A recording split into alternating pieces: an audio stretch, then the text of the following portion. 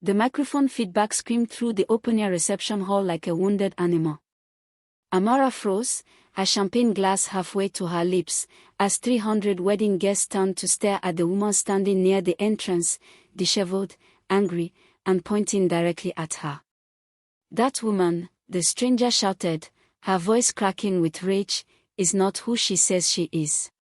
The live band stopped mid-chorus. The December heat in Lagos suddenly felt suffocating. Amara's husband of exactly 47 minutes, Chukwudi Okafor, successful architect, deacon at their church, the man who'd promised her forever, stood beside her at the head table, his face draining of color. "Security," someone yelled, but the woman was already pushing past the ushers in their gold-trimmed agbada, waving what looked like photographs above her head. 10 years ago, the woman continued, her wrapper slipping from her shoulder as she stormed toward the bridal table, "This woman destroyed my family. She slept with my husband. She tore apart my home." The gasps rippled through the crowd like a wave. Amara's mother collapsed into her seat, fanning herself frantically. Her father's jaw clenched so tight she could see it from across the room. The pastor who'd just pronounced them husband and wife stood motionless, Bible stick clutched to his chest.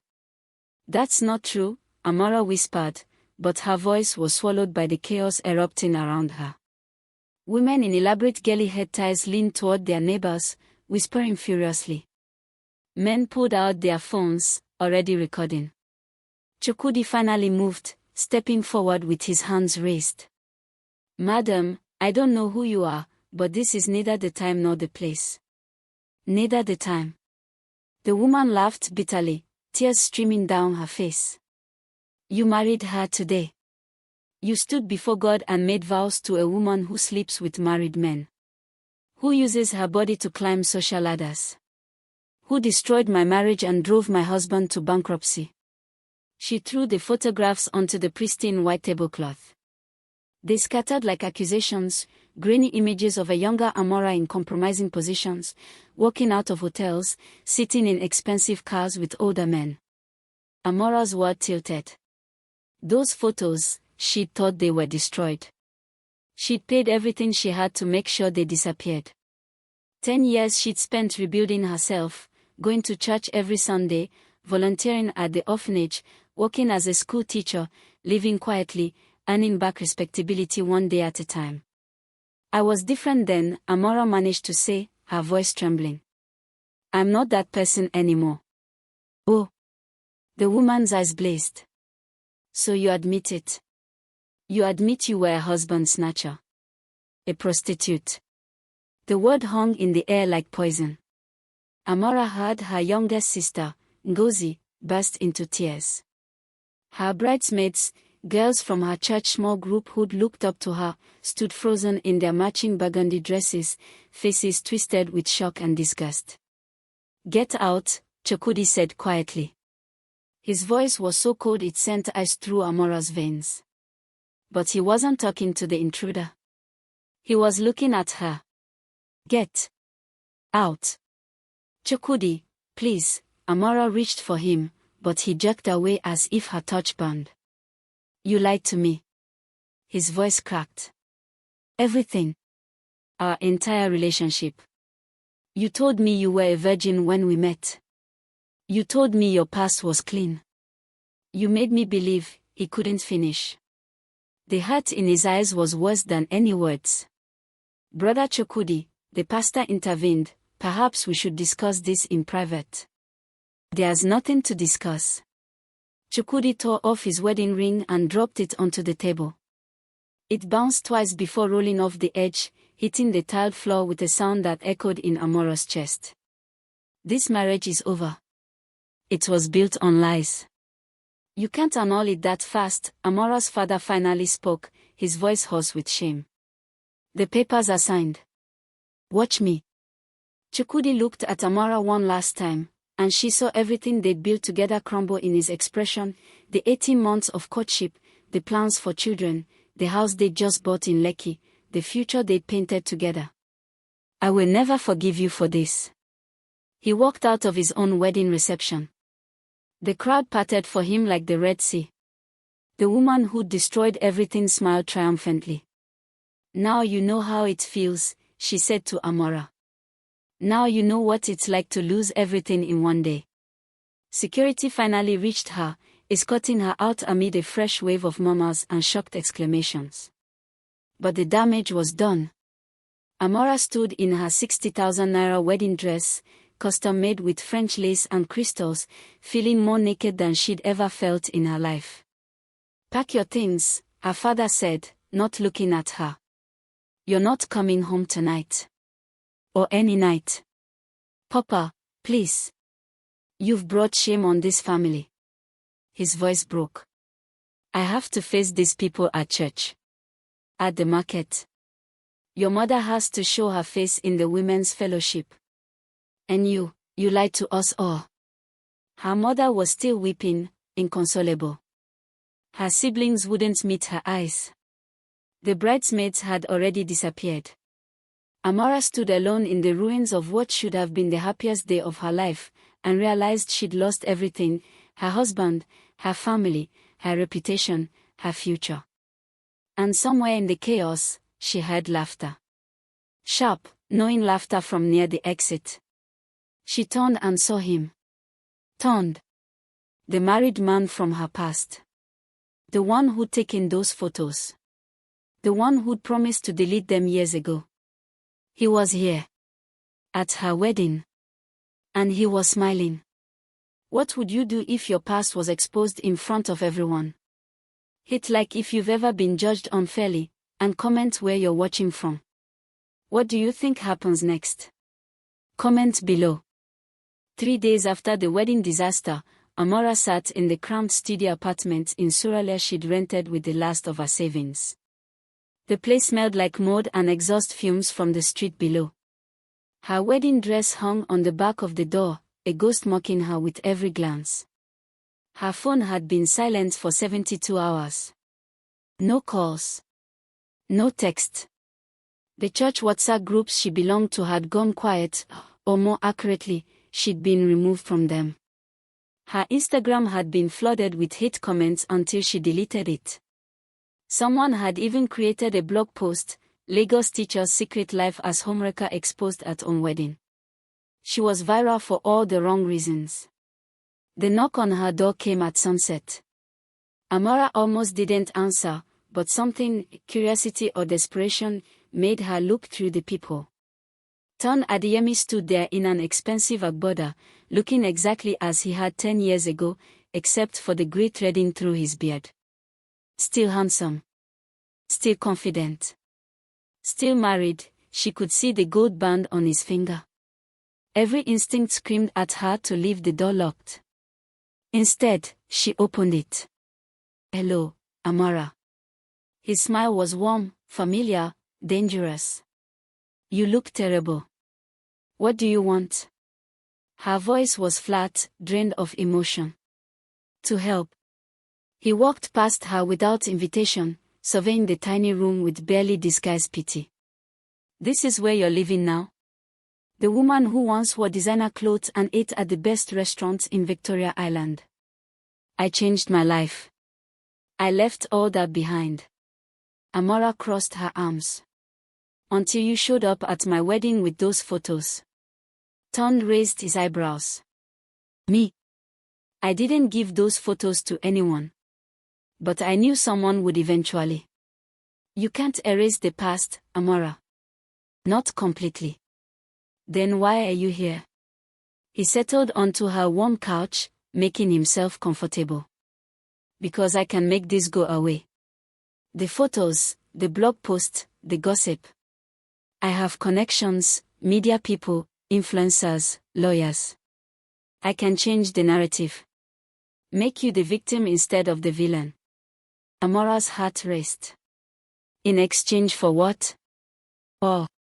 His smile widened. Still sharp.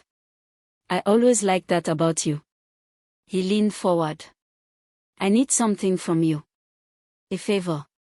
Do this one thing for me, and I'll restore your reputation. Get your husband back.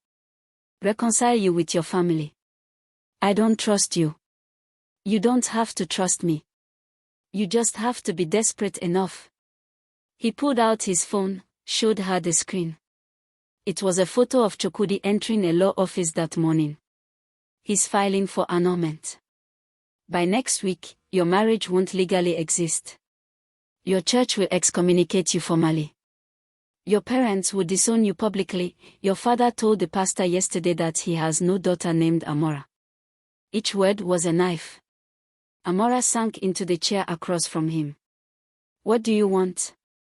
My wife is running for Senate in the next election. She's ambitious, intelligent, and unfortunately, suspicious. Ton's voice took on a harder edge. She's been investigating my business dealings. She's close to finding evidence of some financial irregularities that could send me to prison. I need you to get close to her. Become her friend. Find out what she knows and destroy the evidence. You want me to spy on your wife? Amara couldn't believe what she was hearing. The same wife you cheated on with me. The woman whose life I helped destroy. Funny how life circles back, isn't it? Ton stood, buttoning his agbada. You have 24 hours to decide. After that, I'll make sure every media house in Lagos runs your story. They'll interview the woman from your wedding. They'll find others, and trust me, Amara, there were others. Your face will be everywhere as the cautionary tale mothers tell their daughters. And if I help you, then I'll make you a saint. A reformed sinner. A testimony of God's grace and transformation. He moved toward the door. I'll get pastors to vouch for you. I'll have that woman recant her accusations. She owes me money anyway. I'll even convince your husband that you were young and manipulated by older men who took advantage of you. Which, let's be honest, isn't entirely untrue. The room felt smaller, suffocating. Amara thought about her mother's face, twisted with shame. Her father's cold dismissal. Chukwudi's ring bouncing on the floor. The life she'd built so carefully, demolished in minutes. Why me? She whispered. Why not hire someone? Because you're already destroyed. You have nothing left to lose. Ton opened the door. And because you're good at this. You always were. The sweet smile, the innocent act, the way you make people trust you, it's a gift. Use it one more time. After he left, Amara sat in the growing darkness, staring at her wedding dress. She thought about the woman she'd been 10 years ago, hungry, ambitious, willing to do anything to escape poverty. She'd grown up in a one-room apartment in Ajigona, sharing a bed with 3 sisters, watching her mother work 3 jobs while her father drank away his earnings. When Ton had offered her a way out, she'd taken it without hesitation. Then he'd introduced her to other men, and suddenly she had money, clothes, access to spaces she'd only dreamed of. But the cost had been her soul. She'd left that life, confessed to her pastor, spent years rebuilding herself into someone worthy of love and respect. She'd met Chukwudi at a church program, and for the first time, she'd felt clean. Oh. Forgiven. Until 3 days ago. Her phone buzzed. A text from an unknown number. Your mother is in the hospital. Heart attack. They won't let you visit, but I thought you should know. Ngozi. Amara's hands shook. Her mother. Because of the stress. Because of the shame. Another text came through, this time from Tond, clock's ticking. Your family needs you to make the right choice. She looked up at her wedding dress, at the cross on her wall, at the Bible on her nightstand. Then she picked up her phone and typed, I'll do it. The response was immediate, good girl. Meet me tomorrow at Radisson Blu, 10 a.m. Don't be late. Amara set down her phone and wept, not from sadness, but from the terrible realization that she was about to become exactly what everyone now believed her to be. She was going back into the darkness. And this time, she wasn't sure she'd ever find her way out. What do you think happens next? Comment below. The Radisson Blu Hotel lobby glittered with understated wealth, marble floors, crystal chandeliers, and business people in sharp suits conducting deals over espresso. Amara felt like an imposter in her simple cotton dress and flat sandals, nothing like the woman she'd been a decade ago who'd walked these halls in designer heels. Ton was already waiting in a private lounge, but he wasn't alone. The woman sitting across from him was stunning, mid-40s, her natural hair styled in an elegant updo, wearing a navy blazer that screamed power. Even before Ton made introductions, Amara knew this was her. Folake Adeyemi. The wife. The Senate candidate. The woman whose marriage Amara had helped destroy 10 years ago. Folake, this is Amara Nwosu, Ton said smoothly. The young woman I was telling you about. She's a school teacher who recently went through a difficult situation and needs work. I thought she could help with your campaign. Amara's stomach twisted. This was his plan. Put her directly in front of the woman she'd wronged. But Folake's smile was warm, sympathetic. I heard about your wedding. I'm so sorry. She gestured to the seat beside her. Please, sit. Ton told me you'd be perfect for community outreach. We need someone who understands what ordinary women face, the judgment, the double standards. The irony was suffocating. Amara sat, hyper-aware of Ton watching her with those calculating eyes. I appreciate the opportunity, Amara managed. But I have to be honest, I'm not sure I'm qualified for political work. Nonsense.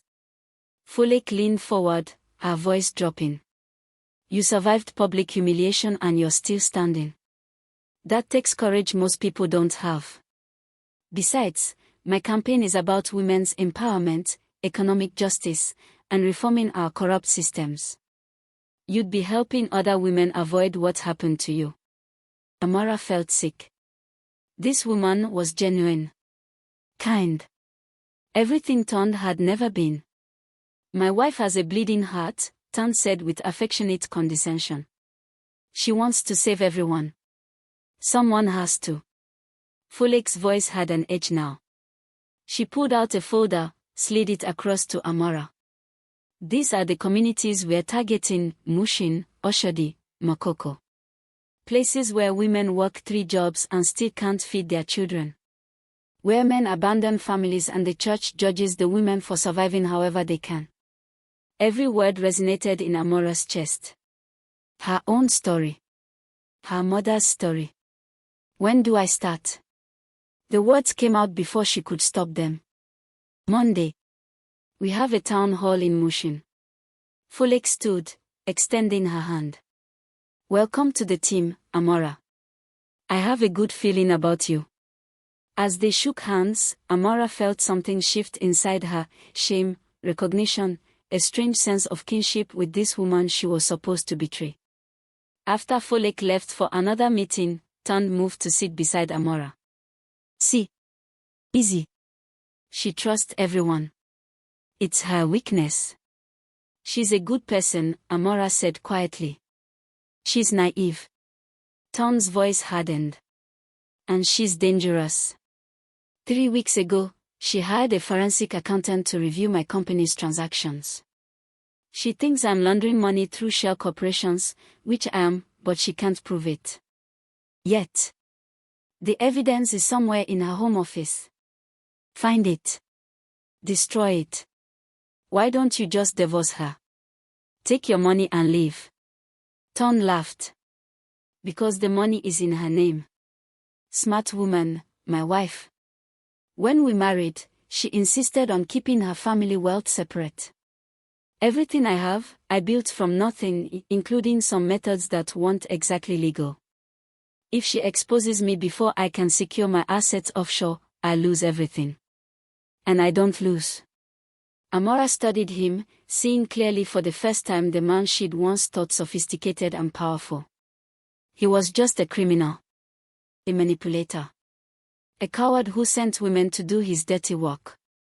What happens after I get the evidence? She asked. Then I'll keep my promise. I'll restore your reputation, reconcile you with your husband, make you respectable again.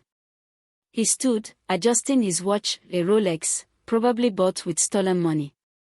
I'll be in touch. Don't disappoint me, Amara. You remember what happens when you disappoint me? She did remember. The threats. The photos used as weapons. The control disguised as generosity. After he left, Amara sat alone in the lounge, staring at the campaign folder. Inside were photos of women in Lagos markets, children in overcrowded schools, men standing in unemployment lines. And there, paperclip to the back, was Folek's personal note in elegant handwriting. Every woman deserves a second chance. Every woman deserves to be more than her worst mistake. This campaign is for them. For us. Amara's phone buzzed. A text from her sister Ngozi. Mama woke up. She asked for you. Papa said no. I'm sorry. Her chest tightened. Her mother was awake but forbidden from seeing her own daughter. The price of shame in their community was exile, complete and unforgiving. Another text arrived, this one from Chukwudi. The annulment hearing is Friday. Don't contest it. Let me go. She typed back, can we talk? Please. The response came immediately, there's nothing to say. You're not who I thought you were. That woman doesn't exist. Amara closed her eyes, feeling tears slip down her cheeks. He was right. The woman he'd loved, the pure, honest, simple school teacher, was a carefully constructed fiction. The real Amara was messy, complicated, scarred by choices made in desperation. But maybe, she thought, staring at Folek's note, maybe the real Amara could be something else too. Something neither Ton nor Chukwudi nor her own family could see yet. She thought about Folek's words, you survived public humiliation and you're still standing. Was she standing? Or was she just breathing while drowning? Her phone rang. Unknown number. She answered. Miss Amara. A woman's voice, familiar somehow. This is Detective Bukola Okonkwo with the Economic and Financial Crimes Commission. I need to speak with you about Ton Adeyemi. I believe you knew him, intimately, 10 years ago. Amara's blood ran cold. The EFCC. They were already investigating him. I don't know what you're talking about.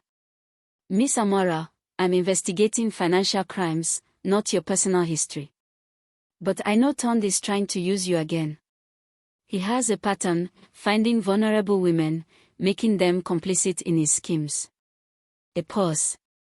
I'm offering you immunity if you help us build a case against him. Think about it. The line went dead. Amara sat in the elegant hotel lounge, caught between three impossible choices. Betray Folek and help Ton, securing her own redemption but destroying a good woman. Betray Ton and help the EFCC, risking his wrath and losing any chance of restoration.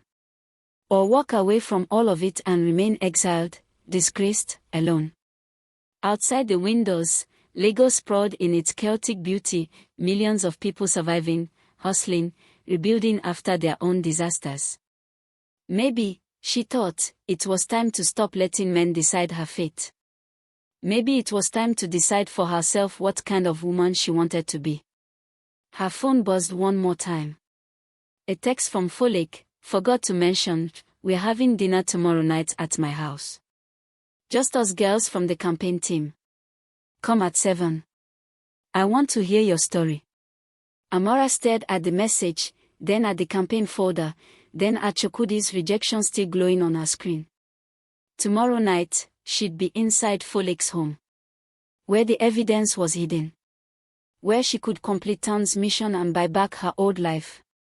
Or where she could make a choice that would change everything. Don't forget to like, subscribe, and share this story with someone who loves emotional drama. What do you think happens next? Comment below. Folek's house in Ikoyi was exactly what Amara expected, elegant colonial architecture, manicured gardens with bougainvillea cascading over white walls, and security gates that screamed wealth. What she didn't expect was the warmth that greeted her when Folic herself opened the door, barefoot in casual jeans and a vibrant encore top, her natural hair in a simple bun. "Amara, you found it." Folic pulled her into a hug that smelled like shea butter and jasmine. Come in, come in. The others are already here." The others were 3 women from the campaign: Chioma, a lawyer; Kemi, a journalist; and Zainab, a youth organizer.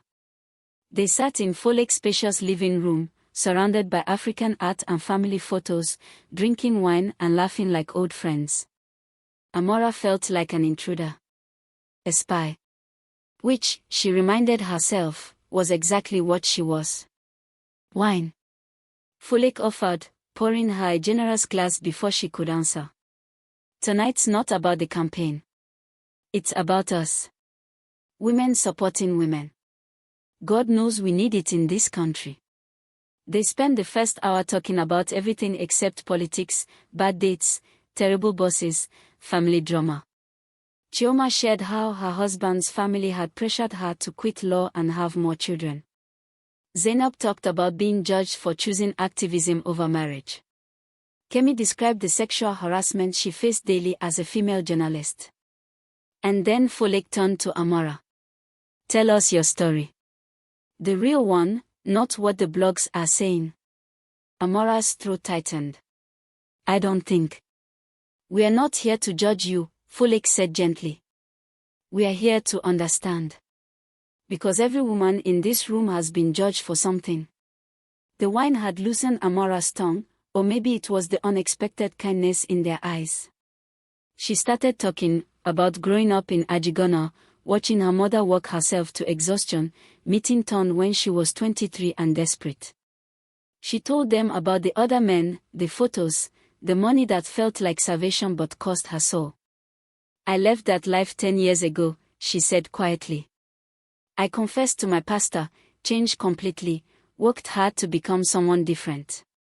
I met Chukwudi and thought I'd finally escaped my past. But you can't escape, can you? It always finds you." Silence filled the room. Then Kemi spoke. "I was raped in university. By my professor. When I reported it, the school said I'd seduced him. That I was trying to get better grades. For 15 years, I carried that shame, thinking I'd done something wrong. My first husband beat me," Chioma added. "When I tried to leave, his family and mine told me to be patient, to pray, to submit more. It took me 7 years to divorce him. My own father didn't speak to me for 3 years." Zainab nodded. "I had an abortion at 19. Illegal clinic, nearly died. The father denied it was his, my family called me a murderer, the church said I'd burn in hell. I spent years believing them." Folic set down her wine glass, her eyes distant. "Ton cheated on me throughout our marriage. Multiple women, including girls barely out of secondary school. Everyone knew, our friends, our family, our church. But I was supposed to stay quiet, keep the marriage together, protect his reputation." She looked directly at Amara. "Including with you, I assume." Amara's breath caught. "You knew." "Not at the time. But I found out eventually. Found all the women." Folic's smile was sad. "I stayed because I thought I could change him. Because divorce would shame my family. Because I believed the lie that a woman's value comes from her marriage." "Why are you being kind to me?" Amara whispered. "I helped him hurt you. Because you were young and poor and vulnerable, and he was rich and powerful and predatory. Because the same people who condemned you for sleeping with married men probably congratulated him for having options." Folic leaned forward. "The system is designed to punish women for surviving and reward men for exploiting. I'm running for Senate to change that system." The other women murmured agreement. Amara felt something crack open in her chest, the armor she'd built around her shame. "Besides," Folic continued, "you're not working for me because Ton suggested it. You're working for me because I chose you." He thought he was planting a spy. But I knew exactly what he was doing.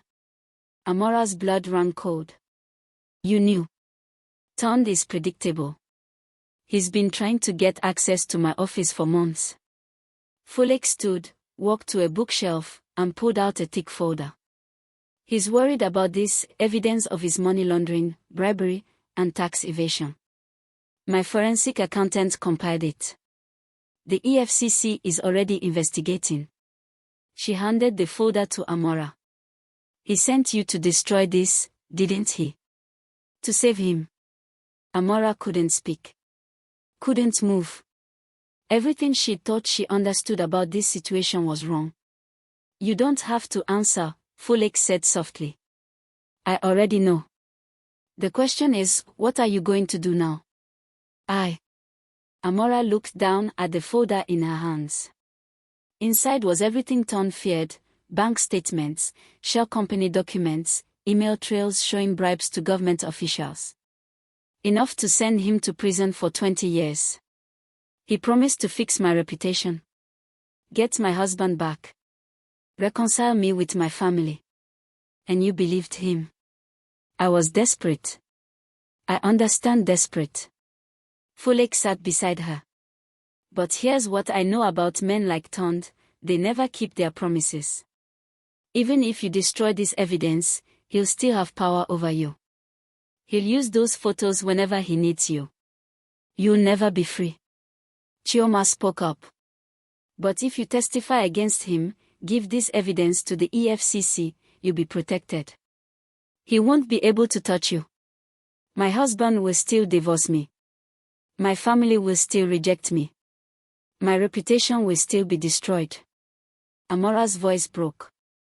I'll lose everything either way. Maybe, Zainab said. Or maybe you'll gain something more valuable, your self-respect. The knowledge that you chose right over easy. Amara looked around the room at these women who'd shared their own stories of shame and survival. Women who'd been judged, condemned, punished for being human.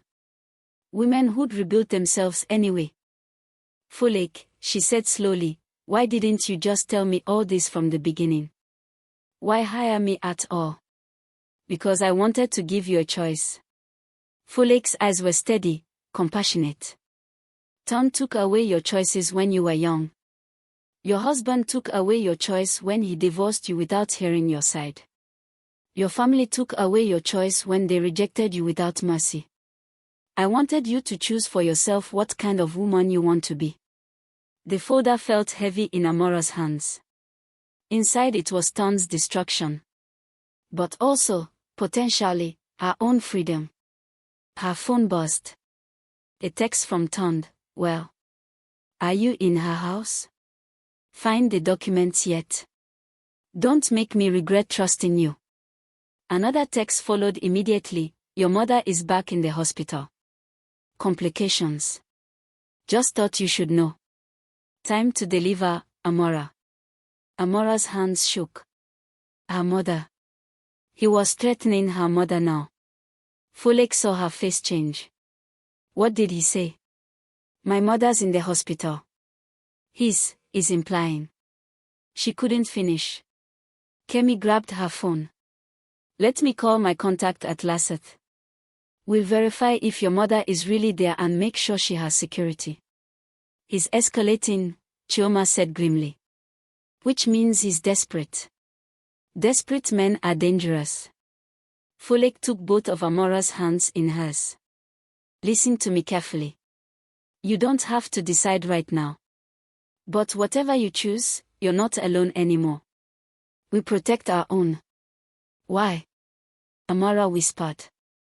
Why would you protect me after what I did? Because I'm not him. And neither are you, not anymore. Fulek smiled. Besides, I have a feeling you're going to make the right choice. Not because I'm telling you to, but because you're stronger than you think. Amara looked down at the folder, then at her phone with Tond's threatening messages, then at the four women surrounding her with solidarity instead of judgment. For 10 years, she'd been running from her past. For 3 days, she'd been drowning in shame. But sitting in this room, holding evidence that could free her or damn her, she finally understood something. Redemption wasn't about erasing the past or being forgiven by people who'd never understood her. It was about choosing, in this moment, who she wanted to become. The doorbell rang. Everyone froze. Folek checked her phone, her face going pale. That's strange. Security says there's someone at the gate demanding to see me. He's claiming to be my husband, but Tond is supposed to be in Abuja this weekend. Don't open it, Chioma said immediately. But it was too late. They heard the front door open, Folek's housekeeper letting someone in. Footsteps in the hallway. Then Tond appeared in the doorway, his face a mask of barely controlled rage. His eyes went straight to Amara, then to the folder in her hands. "Hello, wife," he said to Folek, his voice dangerously calm. "Having a party without me? How rude." His gaze never left Amara. "And Amara, I see you've been busy. Mind if I have a look at what you're holding? Comment your thoughts on her redemption below. What do you think happens next? Comment below." The temperature in the room dropped despite Lagos's humid heat. Tond stood in the doorway like a predator who'd cornered his prey, his expensive cologne and tailored suit at odds with the violence simmering in his eyes. "Everyone out," he said quietly. "This is between me and my wife." "No." Folek's voice was still. "These are my guests. My home. You don't give orders here, Tond." His laugh was cold. "Your home. Bought with whose money? Your Senate campaign. Funded by my contributions." He stepped into the room. "Everything you have, everything you are, exists because I allowed it." "That's not true," Chioma said, standing. Folek built her own. "Sit down, lawyer." Tond's attention swung to her. "Unless you want me to tell your husband about that abortion you had last year. The one he doesn't know about." Chioma's face drained of color. "How did you?" "I know everything about everyone in this room." Tond's smile was cruel. "Zainab, should we discuss that youth organizer job you got by sleeping with the NGO director? Kemi, want me to send your editor the articles you plagiarized from foreign journalists?" He looked at each woman in turn, watching them crumble. "Everyone has secrets. I collect them." Folek stepped between Tond and her friends. "Get out. Now. Or I'm calling the police." "Police?" Tond pulled out his phone, held up the screen. "You mean like Commissioner Adebayo? My golf partner who owes me 3 million naira. Or maybe you'll call that EFCC detective, Bukola, isn't it? The one investigating me who's about to be transferred to Sokoto for administrative reasons." He moved closer to Amara, who clutched the folder against her chest like a shield. "Give me the folder, Amara. Let's not make this complicated." "No." The word came out stronger than she expected. Tond's expression hardened. "I'm sorry, did you just tell me no? After everything I've done for you? After I promised to restore your reputation? You didn't do anything for me. You manipulated me. Just like you manipulated all of us."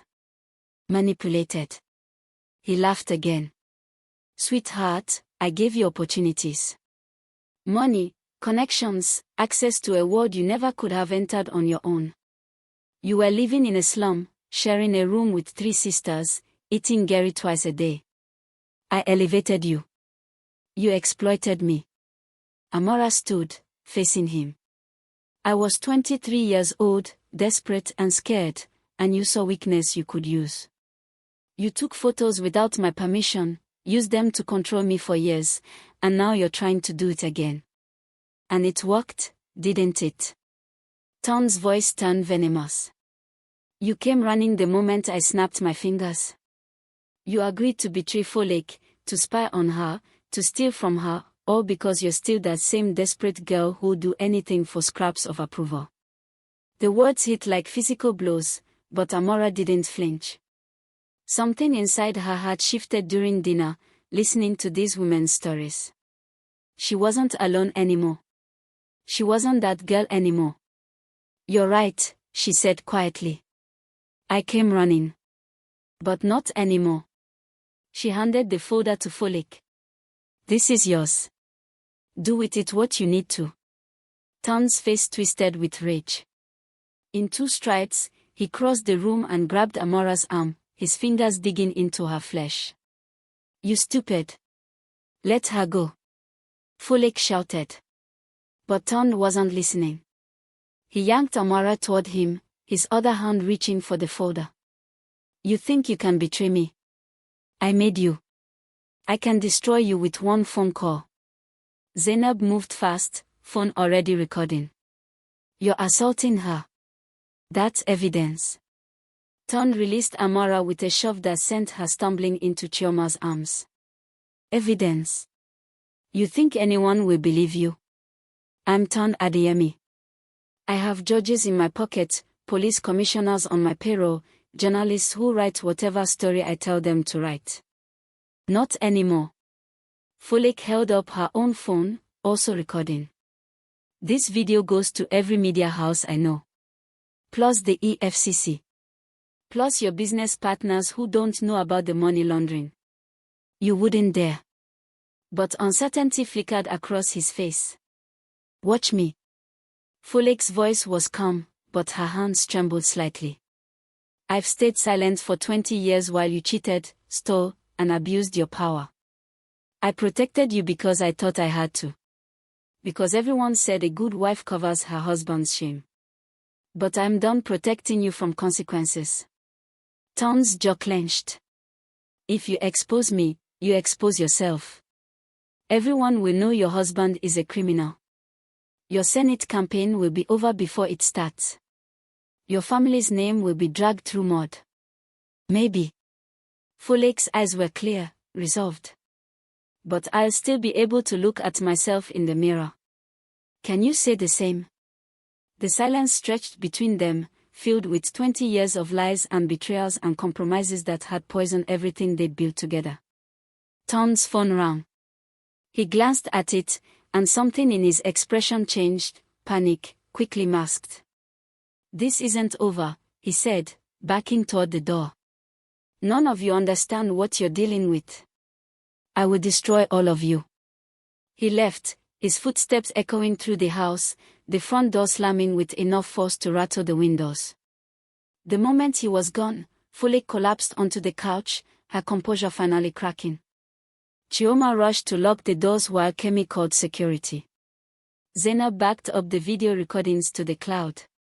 Amara stood frozen, her arm still throbbing where Ton had grabbed her, her heart racing with adrenaline and terror. "He meant it. He's going to come after all of us. Let him try." Chioma's voice was grim. "We have video evidence of assault. Threats. Plus the financial documents. He's the one who should be scared. You don't know him like I do." Amara sank into a chair. "He doesn't make empty threats. When I tried to leave him 10 years ago, he sent those photos to my church, my family, my employer. I lost everything in one day because he decided I needed to be punished." Folek looked up, her eyes red but determined. "Then we move fast. Tonight. Kemi, send that video to your most trusted journalist contacts. Chioma, prepare a legal case for a restraining order. Zainab, get this on social media, not the video yet, but a statement about domestic abuse and women's safety. Make it go viral." "And me?" Amara asked. "You come with me to the EFCC tomorrow morning." Folek stood, pacing. "We give them everything, the financial records, your testimony about how he's been blackmailing you, the video from tonight. We bury him so deep he can never threaten anyone again." Amara's phone buzzed. Multiple texts coming in rapid succession. All from Ton. "You made the wrong choice.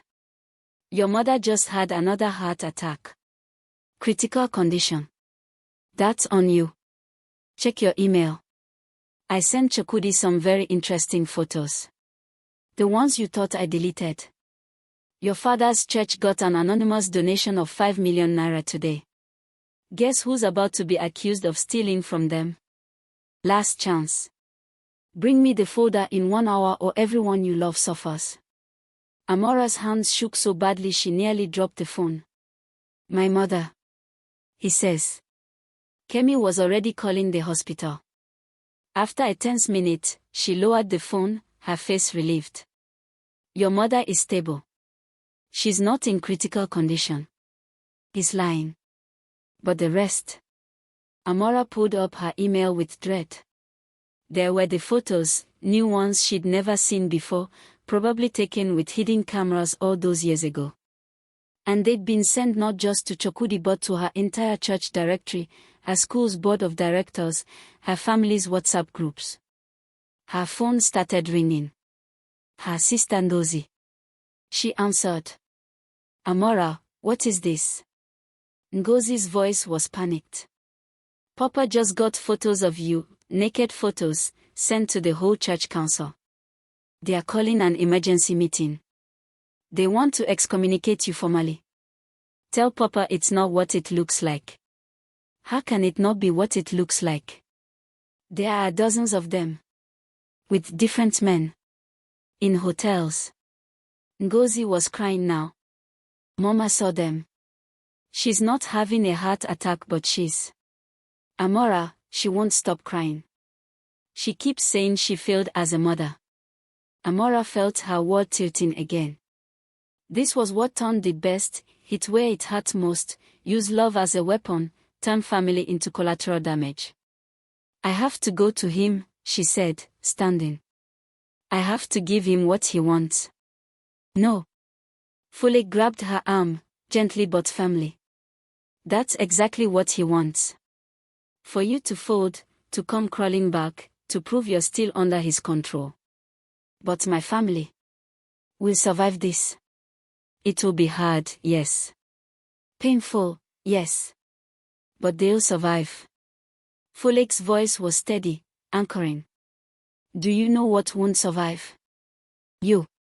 Your soul. Your chance at real freedom. If you go back to him now, you'll be his forever. Another text from Tond, 45 minutes. The folder.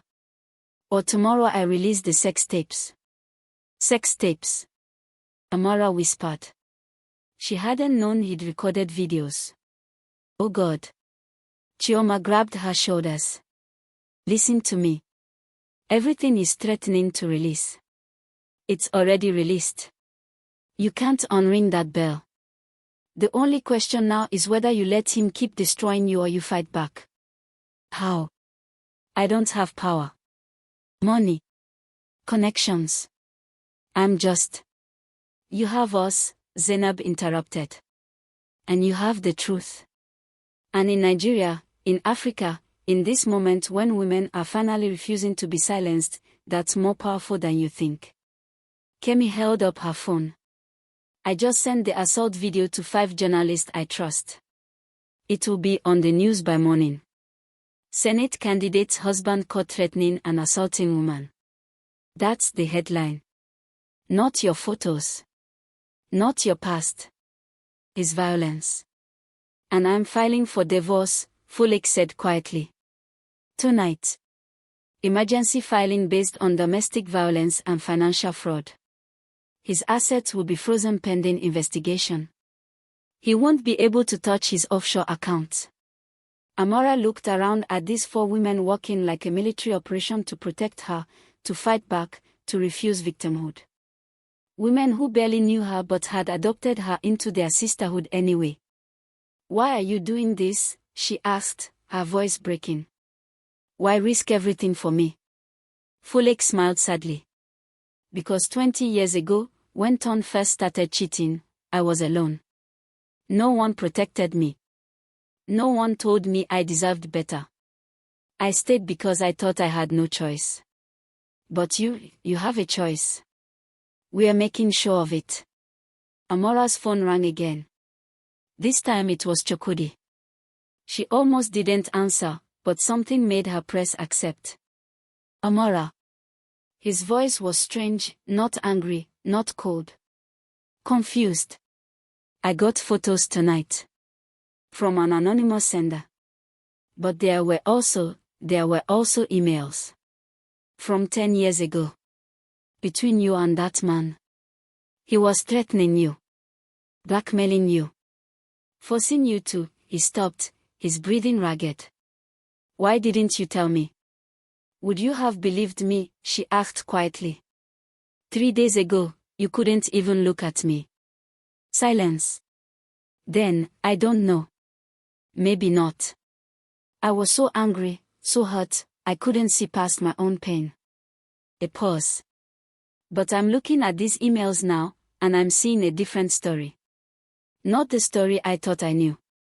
It doesn't change what I did, Chukwudi. I still made those choices. Did you? Or were you a young woman with no money, no options, being exploited by powerful men?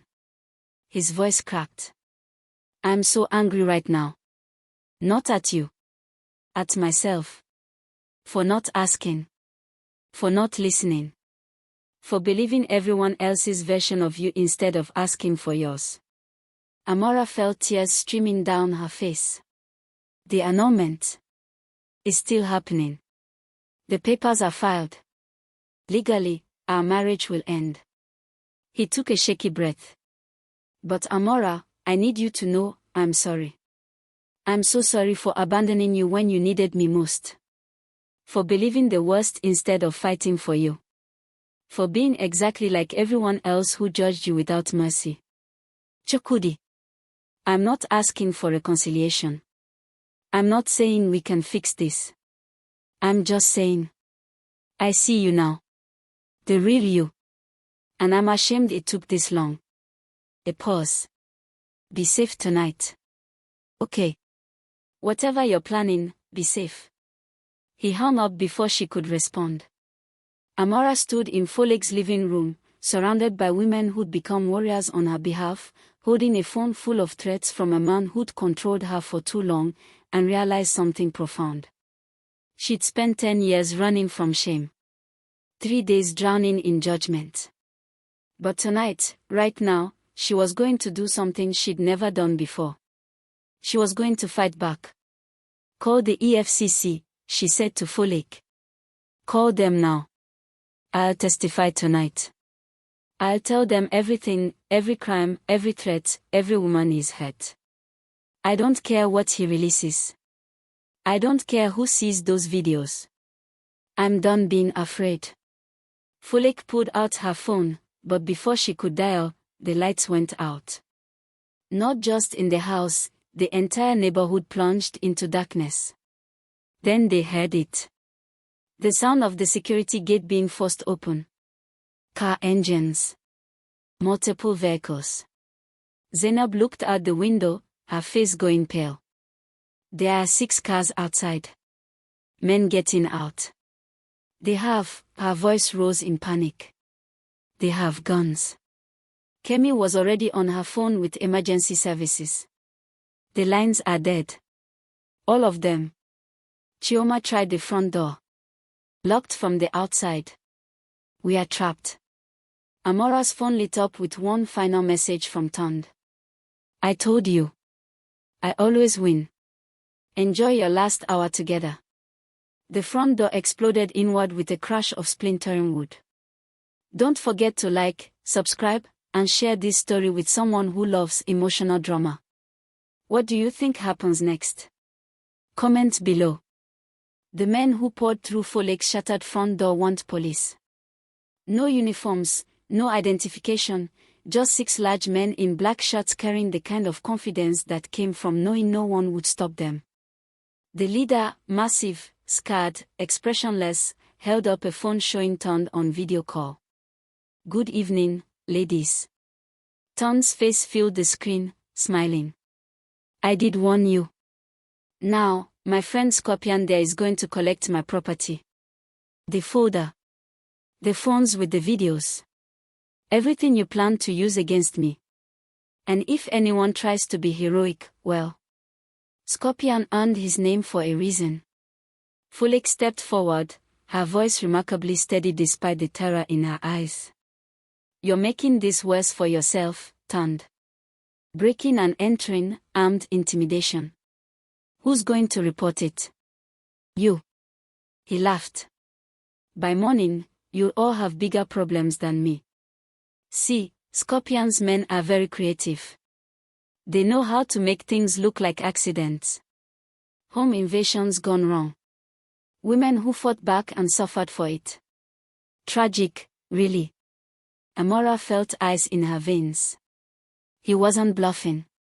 She'd heard stories about Tund's solutions to problems, people who'd crossed him and mysteriously ended up beaten, bankrupt, or worse.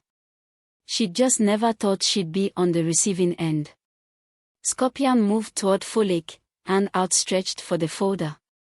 That's when the second set of lights appeared outside, police sirens, multiple vehicles, spotlight beams cutting through the darkness. Scorpion froze. His men exchanged glances, shifting nervously. On the phone screen, Tund's confident expression flickered with confusion. "What?" The voice that boomed through a megaphone from outside was female, authoritative, and utterly unimpressed. "This is Detective Bukola Okonkwo, Economic and Financial Crimes Commission. The house is surrounded. Drop any weapons and exit with your hands visible." Scorpion's men dropped their machetes with clatters that echoed through the sudden silence. But Scorpion himself pulled out a gun, pointing it at Folik. "Everyone stays calm. We're walking out of here with the folder, and..." The gunshot that rang out didn't come from Scorpion. It came from behind him, from the hallway where Folik's housekeeper, a 60-year-old woman named Grace, stood with an old hunting rifle that had belonged to Folik's late father. "I said drop it," Grace repeated, her voice like iron. "I've been shooting bush rats since before you were born. Don't test me." Scorpion's gun fell to the floor. Within seconds, EFCC agents flooded the house, at least 20 of them, armed and efficient. Detective Bukola Okonkwo entered last, a tall woman in her 40s with tired eyes that had seen too much corruption and not enough justice. "Mrs. Adeyemi," she said to Folik. "We received your emergency signal. The panic button you pressed when the lights went out, smart thinking. I installed it last month," Folik said, her voice shaking now that the immediate danger had passed. "After Tund's threats escalated. I hoped I'd never need it." Detective Bukola looked at the phone still clutched in Scorpion's hand, Tund's face frozen on the screen. "Is that Tund Adeyemi?" "It is," Amara said, stepping forward. "And he just confessed to sending these men to threaten us. It's all on video call. Everything he said." "Actually," Zainab held up her phone, smiling grimly, "I recorded the whole thing. Audio and video. Every threat, every admission. Time-stamped and already uploaded to cloud storage." Detective Bukola's lips curved in a rare smile. "You women are making my job very easy tonight." She took the folder from Folik, flipped through it, and whistled low. "This is even better than we hoped. Shell corporations, bribery receipts, offshore accounts. With this and Ms. Nwosu's testimony, Tund Adeyemi is going to prison for a very long time. But he has connections," Chioma said. "Judges, police commissioners, politicians." "Had connections," Detective Bukola corrected. Past tense. "See, what Mr. Adeyemi doesn't know is that for the past 6 months, we've been building a massive corruption case. He's not the target, he's a threat that leads to bigger fish. His friends in high places will abandon him the second it's convenient. They always do." She gestured to her team. "Take these men into custody. Add kidnapping, armed home invasion, and attempted intimidation of witnesses to the charges. And someone get Mr. Adeyemi on the line, I have an arrest warrant with his name on it." As Scorpion and his men were handcuffed and led out, Amara felt something shift in her chest, not relief exactly, but a loosening of the fear that had been choking her for days. "For years, really." Detective Bukola turned to her. Ms. Nwosu, we spoke briefly on the phone. I need your full testimony, everything about Ton Adeyemi's blackmail, coercion, and exploitation. Not just of you, but of any other women you know about. There are others, Amara said quietly. So many others. Girls he recruited from poor neighborhoods, women he controlled with photos and threats, wives of his business partners he seduced to get leverage. Names. Dates. Everything you remember. Detective Bukola pulled out a recorder. This is your chance to help us stop him from ever doing this again. They spent the next 3 hours in Folek's dining room, Amara telling her story, Folek adding details about Ton's financial crimes, Chioma providing legal framework, Kemi connecting dots from her journalistic investigations, and Zainab offering testimony about other young women in the NGO community who'd been similarly exploited. By the time the sun rose over Lagos, painting the sky in shades of orange and pink, they had built an unassailable case. Ton Adeyemi would be arrested before noon. His assets would be frozen. His empire would crumble. But Amara barely noticed. She was staring at her phone, at the hundreds of messages that had flooded in overnight. From women. Dozens of them. Strangers. The assault video had gone viral. Not just the clip of Ton threatening them, the full context. Folek's journalist contacts had worked through the night to tell the complete story. Senate candidate's husband exposed as financial criminal and serial abuser. Women fight back. EFCC makes major arrest. But it was the comments that made Amara's eyes well with tears. This happened to me too. I thought I was alone. My husband's family called me a prostitute for leaving him after he beat me. Now I see I was brave. I've been carrying shame for 15 years about my past. This story made me realize it wasn't my fault. I'm a rape survivor. The church told me to forgive and forget. I'm finally pressing charges. Hundreds of women, thousands, sharing their own stories of exploitation, judgment, and survival. Creating a movement out of shared pain. Folek looked over Amara's shoulder at the messages, her eyes also wet. Do you see? This is why I ran for Senate. This right here, women refusing to be silent. Refusing to carry shame that was never theirs to bear. But my reputation, Amara started. Will be complicated, Chioma finished honestly. Some people will always judge you. Your photos are out there. Your past is public. That doesn't disappear.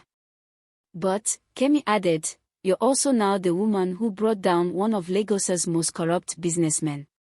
Who testified despite threats. Who chose truth over safety. That's also your story. Zainab nodded. And every woman who was too afraid to speak up before. You just showed them it's possible. That's legacy, Amara. Not perfection, courage. Amara's phone rang. Her sister Ngozi. She answered, bracing for more recrimination. Amara. Ngozi's voice was thick with tears. I'm sorry. I'm so sorry. I didn't understand. None of us did. But Mama just watched the news. She saw what that man did to you, how he threatened you, and she's a sub. She's asking for you.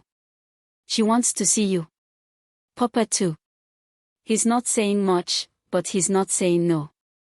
The words hit Amara like a wave. Mama wants to see me. She says she failed you. That she raised you to be ashamed instead of strong. That she should have protected you better when you were young. Ngozi was crying openly now. Can you come home? To the hospital. Please. Amara looked around Folek's dining room at the 4 women who'd become her army overnight. They nodded encouragement. I'll be there in an hour, she said. After hanging up, she turned to Detective Bukola. Am I free to leave? For now. We'll need more testimony later this week, but yes. The detective stood, extending her hand. Thank you, Miss Nwosu. You did a brave thing tonight. I didn't do it alone. No, Detective Bukola agreed, looking at all 5 women. You didn't. That's why it worked. The hospital was the same one where Amara had been born 33 years ago, Lagos State University Teaching Hospital, overcrowded and underfunded but staffed by people who cared. Her hands shook as she walked through the corridors, past the same waiting room where she'd sat with her siblings during childhood illnesses and injuries. Ngozi met her outside Mama's room. For a long moment, the sisters just looked at each other. Then Ngozi pulled her into a fierce hug. I'm sorry, she whispered again. I should have been there for you at the wedding. Should have defended you. Should have asked your side before judging. You were scared, Amara said. We all were. Inside the room, Mama looked smaller than Amara remembered, aged by stress and illness and heartbreak. But when she saw Amara, her face crumpled with emotion. My daughter, she whispered. Amara rushed to the bedside, taking Mama's hand. I'm here. I'm so sorry, Mama. I'm sorry for the shame I brought on our family. No. Mama's voice was surprisingly strong. I'm sorry. I taught you that your value came from your purity. That mistakes defined you forever. That survival was shameful if it didn't look respectable. Tears rolled down her weathered cheeks. I made you believe you had to be perfect to be loved. And when you weren't, I abandoned you. That's my shame, not yours. Papa stood in the corner, arms crossed, jaw tight. But he was there. He was listening. I watched the news this morning, Mama continued. I saw what that man did to you. How he used you, controlled you, threatened you. And I thought about all the times the church told me to stay quiet about my own pain. About your father's drinking when we were young. About the times he hit me before he found God. She looked at Papa. We pretend we're perfect. But we're all just surviving. Papa finally spoke, his voice rough. I was so angry at you. For years, even before the wedding, I was angry that you'd left home, that you'd struggled, that you'd made choices I didn't understand. He moved closer to the bed. But watching those men break into that woman's house, hearing how they threatened you, his voice broke. You're my daughter. I should have protected you. Instead, I judged you. Amara couldn't speak through her tears. This reconciliation she desperately wanted, had thought impossible, was happening. Not perfectly, there would be more conversations, more healing needed. But it was beginning. What happens now? Ngozi asked. With Chukwudi? With your job? With everything? Chukwudi called last night, Amara said. We talked. Really talked. The marriage is still ending, too much damage, too much hurt on both sides.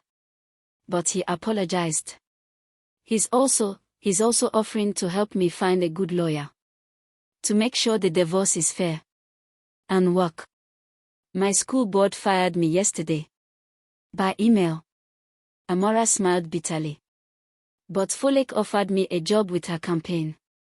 Real work, organizing women in communities like where I grew up. Telling my story to help other women avoid the same traps. Will you take it? Mama asked. Amara thought about the women who'd protected her last night. About the messages from strangers finding courage in her courage. About Folek's words, every woman deserves a second chance. Yes, she said. I think I will. 3 months later, Amara stood on a small stage in Mushin, the same neighborhood where her grandmother had sold oranges by the roadside, where poverty wasn't a condition but a cage most people never escaped. The crowd of women before her had weathered faces and tired eyes and the kind of resilience that came from surviving Nigeria without a safety net. They'd come to hear Folek's campaign speech, but first, they'd hear from Amara. My name is Amara Nwosu, she began, her voice steady. 3 months ago, my past was exposed at my wedding. I was called a prostitute, a homewrecker, a disgrace. I lost my husband, my job, my family's approval. Everything I'd built for 10 years disappeared in one afternoon. The women leaned forward, recognizing their own stories in hers. But I didn't die, Amara continued. I didn't disappear. And with the help of women who refused to let me face judgment alone, I fought back.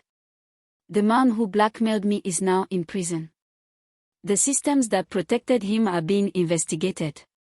And I'm standing here today to tell you, your past doesn't define your future. Your survival doesn't make you shameful. And you are not alone. Applause erupted, mixed with tears and shouts of yes, and tell it. Folek took the stage next, her campaign speech centered on economic justice, women's rights, and ending the corruption that kept people trapped in poverty. When she finished, the crowd surged forward, not to shake hands with the candidates, but to embrace them both. My husband left me with 5 children, one woman said to Amara.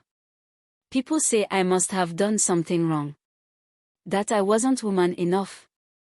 You survived, Amara told her. That's more than enough. I had to sell my body to pay for my mother's cancer treatment, another woman whispered. The church found out and excommunicated me. Your love for your mother is holy, Amara said. Don't let anyone tell you different. Story after story, woman after woman, each carrying shame they'd been taught to bear alone, each finding strength in shared truth. That night, back in her small apartment, still in Surale, but in a better building now, Amara opened her laptop. The book proposal she'd been working on stared back at her, The Faithful Woman, a story of shame, survival, and redemption. Her phone buzzed. A text from Chukwudi, saw your speech online. I'm proud of you. You're becoming who you were always meant to be. Then Folek, the campaign office was flooded with volunteers after your speech. You're a natural. Coffee tomorrow to discuss expanding your role. Then Detective Bukola, town's trial starts next week. Your testimony will be crucial. Are you ready? Then Mama, coming to church with us on Sunday. The new pastor wants to meet you. He's been preaching about redemption and grace. Real grace, not the fake kind. Amara smiled, typing responses to each. Yes to coffee. Yes to testimony. Yes to church, carefully. And to Chukwudi, thank you. I hope you're becoming who you're meant to be too. She looked around her modest apartment, no wedding photos on the walls, no husband sharing the space, no fairy tale ending tied up with a bow. But also no more hiding. No more shame. No more allowing powerful men to define her story. She opened her document and began to write. Outside, Lagos hummed with its endless chaos, generators roaring, street preachers shouting, traders hawking, people surviving against all odds. Somewhere in this city, another young woman was making an impossible choice, trading her future for survival, believing the lie that she was worth less than her circumstances. Someday, that woman would hear Amara's story. Would see Folek's campaign. Would connect with Chioma's legal clinic or Kemi's investigative journalism or Zainab's youth programs. Would learn what Amara had learned the hard way, that redemption wasn't about becoming perfect or erasing the past. It was about choosing, every single day, to survive with dignity. To fight back against systems designed to break you. To find your people and protect them fiercely. To become, in the words Grace the housekeeper had said after she'd held armed men at gunpoint, a woman who refuses to break. Amara typed a dedication for her book, for every woman who has been judged for surviving. For every woman who chose truth over safety. For every woman still finding her voice. You are not your worst mistake. You are not what happened to you. You are not the shame others tried to make you carry. You are the woman who kept breathing, kept fighting, kept living. That is enough. You are enough. She hit save, looked at the cross still hanging on her wall, and whispered a prayer she'd been too ashamed to pray before. Thank you for not giving up on me when I gave up on myself.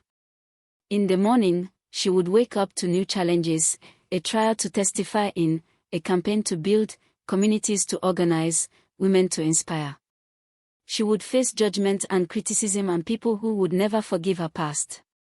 But she would also face it with Folek, Chioma, Kemi, Zainab, Grace, Detective Bukola, her imperfect family, and thousands of women she hadn't met yet who were quietly refusing to be ashamed of their survival. The man who had promised forever had betrayed her. But the women who promised nothing except solidarity had saved her. And in the end, that was the only promise that mattered. The end. Don't forget to like, subscribe, and hit the notification bell for more powerful stories of resilience, redemption, and the strength of women who refuse to break. Share this with someone who needs to hear that their past doesn't define their future. Comment below with your thoughts, which moment in Amara's journey resonated most with you. Your stories matter, and we want to hear them.